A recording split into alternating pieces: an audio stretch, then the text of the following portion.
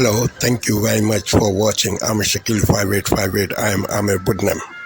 I am thankful to all news resources following other news which have been reported by European English channels. Now the headlines. Ukraine Air Force Chief has been kicked out by Zelensky. Russian attack Kharkiv on 5 places. In Ukraine, Brazil ban X. Elon Musk angry. Rain and floods in Japan, Pakistan, India, Bangladesh. Tension in South China Sea. Paralympic in Paris. Now please watch the channels. Home and on France 24 news programmes. Paul Rees, one of the 200 France 24 correspondents around the world.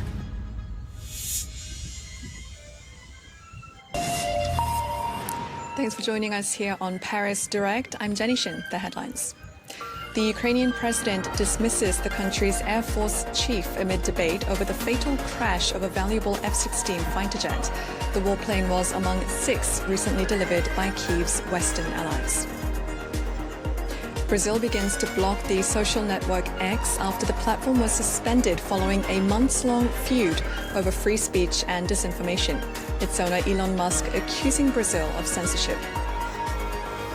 And day 3 of the Paralympic Games kicks off here in Paris with medals up for grabs across 7 sports, including athletics, track cycling, table tennis and swimming.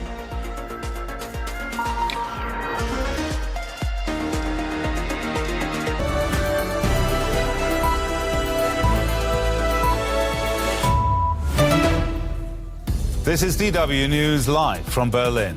Israeli security forces put down apparent reprisal attacks in the West Bank. Separate car bombs explode, one near an Israeli settlement. The militant group Hamas praises these attempts to strike back after Israel's major operation in the occupied territory kills at least 20. Also coming up, Ukraine pleads with Washington to lift its ban on the use of long-range missiles as Russian bombs spark emergency operations in the Ukrainian city of Kharkiv. Ukraine's president says his forces need long-range capabilities to strike military airfields inside Russia.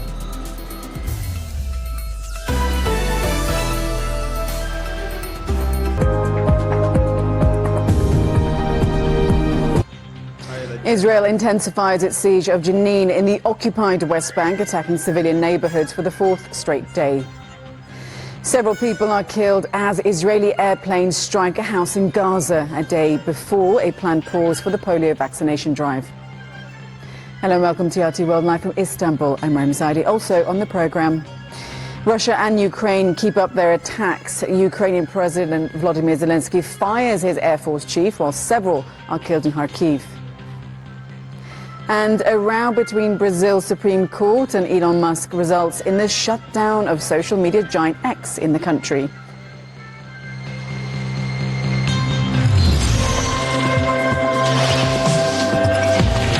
Is Asia Now. Hello, it's 6 p.m. in Singapore and Hong Kong, 3:30 in New Delhi, 5 o'clock in Jakarta. I'm Angela Lim. At this hour, thousands of residents in India and Pakistan forced to evacuate from homes as Cyclone Asna unleashes heavy rains on the coast along the Arabian Sea. Shanshan crawls towards Japan's capital, the storm drenching the country with torrential downpours and prolonged travel disruption. And fresh confrontations between China and the Philippines in the disputed South China Sea, with both sides accusing the other of ramming ships in the vital waterway.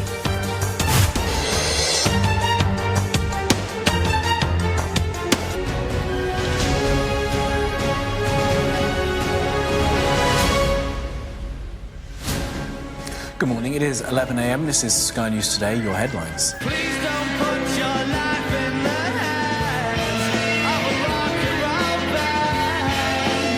We'll throw it all away. Well, the scramble for the Oasis reunion tickets is underway, but many fans are left looking on in anger as the website seems to be struggling to cope with the demand. Well, the band themselves have issued a warning after ticket resales look like they're going for thousands of pounds more than face value. So ahead this morning, Stephen Flynn will take the stage on day 2 of the SNP conference with devolution and independence on the agenda. President Zelensky has sacked the commander of Ukraine's Air Force after an F-16 given to them by Western allies crashed earlier in the week. Getting the Love Island look, we look at the growing demand for cosmetic procedures driven by TV and social media. And teacherless classrooms, how one school is trialling artificial intelligence in an effort to improve its students' grades.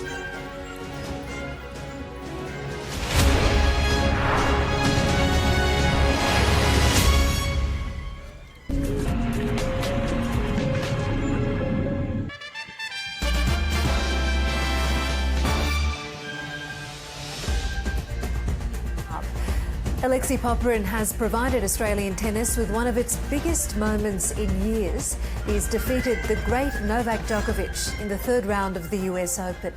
The 25-year-old was in complete control on centre court in New York as he capitalised on his recent form surge. It's the first time an Australian has beaten the all-conquering Serbian player in a Grand Slam in 18 years. The shock loss stunned Djokovic, who was hoping that his US Open campaign might deliver a record 25th major title. Now a top 30 player in the world after his Montreal Masters win, this was a Grand Slam moment Alexei Popyrin seemed ready for. And he wasn't taking a backward step. That's huge. The Sydney sider claimed the early break. And then the first set off the 4-time champion.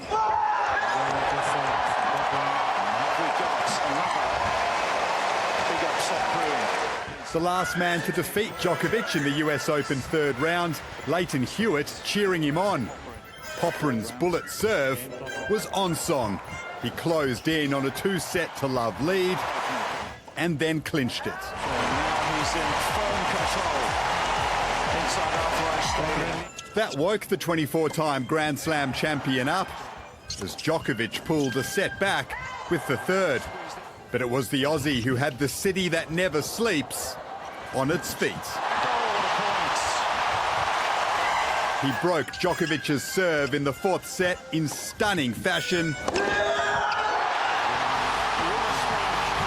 and then delivered the grandstand moment. The defending champion is out. The biggest night of this man's life. 2-6, 6-4. Alexei Popyrin through to the fourth round of the Grand Slam for the first time, and with the biggest scalp of all. I've been in the third round about 15 times in my career, but I haven't been able to get past to the fourth round. And to be able to do it against the greatest of all time, to get into the fourth round is unbelievable. Next up for the Aussie is American 20th seed Francis Tiafoe, while compatriots Alex de Minaur, Jordan Thompson and Chris O'Connell can all join him in the round of 16 tomorrow. Daniel Garb, ABC News.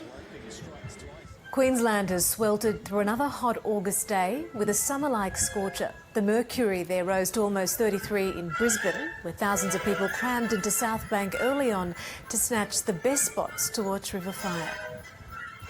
It's the last day of winter, but it didn't feel or look like it. 28 Afghan nationals were deported from Germany for the first time since the Taliban returned to power in 2021. Emmanuel Macron signs a deal with Alexander Vučić to sell Serbia 12 Rafale fighter jets.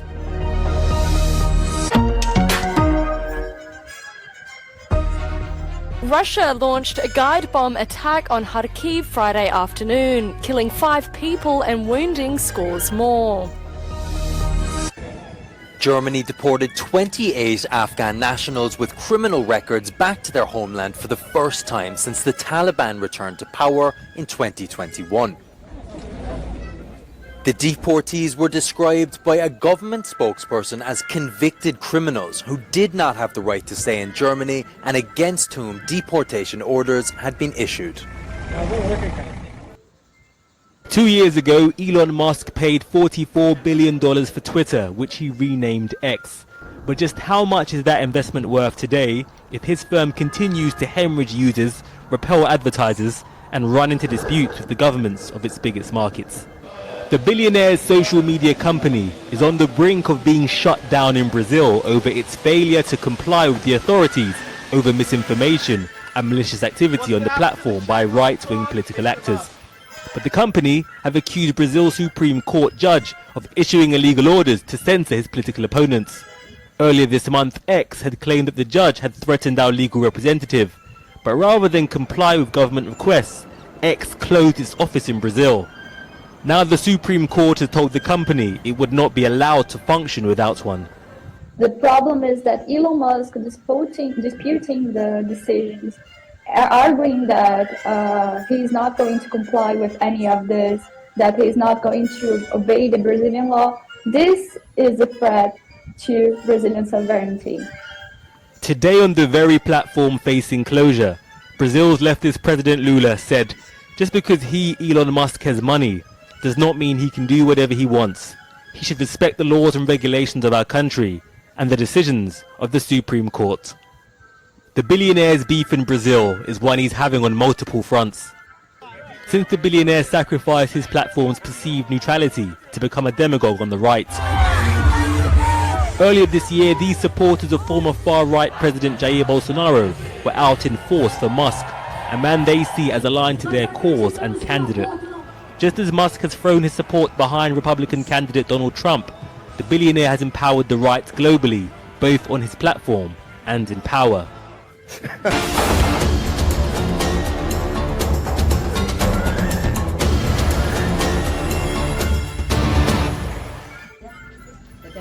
A neighborhood near the center of Sudan's conflict has been a near-constant battleground for more than a year. For months, access to the area has been difficult and many of its residents have fled. The families who couldn't leave have had to pay a heavy price in death, hunger and deprivation. We were harmed. All my family members passed away. The building collapsed on them. They were sitting and my brother was standing in his shop selling vegetables.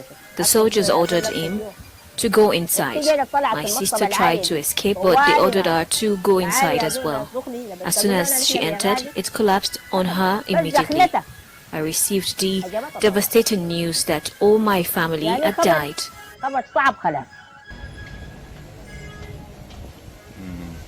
The war has meant heavy artillery in the country's most urban areas, but also combat in the remote provinces of Darfur. Our house collapsed, killing my daughter's husband and destroying everything in the house. My mother died, and then my husband as well. People felt a deep sense of injustice. They don't understand why they are being targeted in their homes. People have been living there for 60 years. Sudan's war has created the world's largest displacement crisis. More than 10.7 million people have been forced to flee their homes since fighting began. Even as of yesterday, there was still shelling and people had become frightened, fearing for their children. They are gathering in one place out of fear of being shelled. The conflict has killed thousands of people and pushed many into starvation. Its atrocities include mass rape and ethnically motivated killings that amounts to war crimes and crimes against humanity. The Democratic Republic of Congo will sue Rwanda at the East African Court of Justice in Arusha on September 26. The DRC accuses Rwanda of violating its sovereignty, committing atrocities against civilians, and breaking international law in the ongoing conflict in eastern Congo. Tshisekedi, along with the US and UN experts, accuse neighboring Rwanda of giving military backing to M23. Rwanda denies the claim, but in February it effectively admitted that it has troops and missile systems in eastern Congo to safeguard its security, pointing to a build-up of Congolese forces near the border.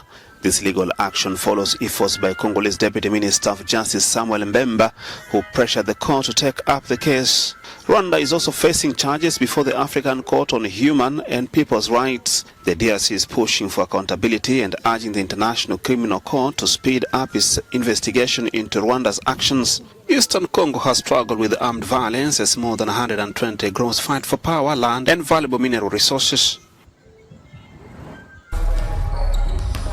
Key architect of Team USA's success in the Paris 2024 Olympic Games final against France, point guard Stephen Curry, will extend his contract with his lifelong team, the Golden State Warriors, by 1 year, with the extension valued at nearly $63 million. The American point guard is now committed to the California franchise until 2027, as reported by ESPN on Thursday. Curry has always played for the Warriors, a franchise he was drafted by in 2009. During his tenure, he has won 4 NBA titles and holds the record for the most three-pointers made in NBA history, with 3,747 long-distance shots.